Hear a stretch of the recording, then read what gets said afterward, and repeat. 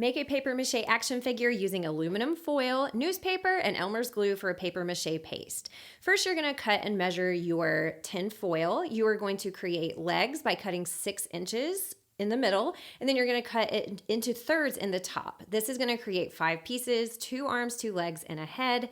Then you're going to take your hands and carefully mold. I do have a long form step-by-step tutorial linked in my bio if you like things to go a little bit slower. Form the feet because stability is important, and now that you have the basics, you can play around with your pose. Think about how it's going to balance on a base. The base I used was a piece of cardboard, and I simply used a stapler to do it.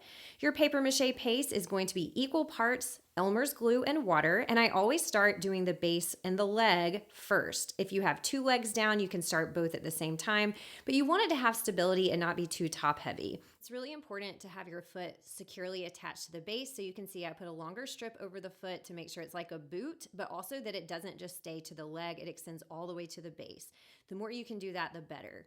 Then moving up the top of the leg, you're going to basically make a little diaper wrapping around both legs and then the center, but it shouldn't look like a diaper, so make sure to take your hands and press. If you feel like you need to add more glue to your mixture, do it. It should be pretty much equal parts, and then you're going to wrap it around the torso. Make sure that you don't have any tinfoil showing and that you smooth things down.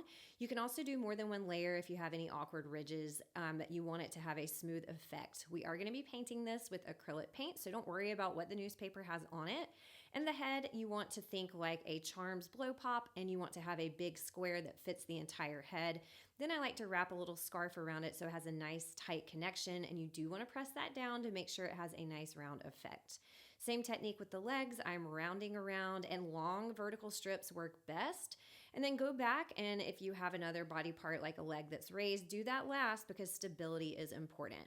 Then go back and do patchwork. If there's any area that's rough, that needs to be smoothed out, or that just needs another layer, this is your time to do that. Finally, put a layer of glue on the whole thing so the whole thing is very secure and sealed with glue. Once it dries completely, 24 hours at least, paint the whole thing solid black with acrylic paint. This will be the base of our metallic dry brush.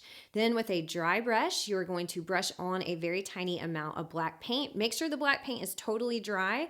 And then I like to mix and match my metallic colors because they go really well together. And voila, here is my paper mache action figure.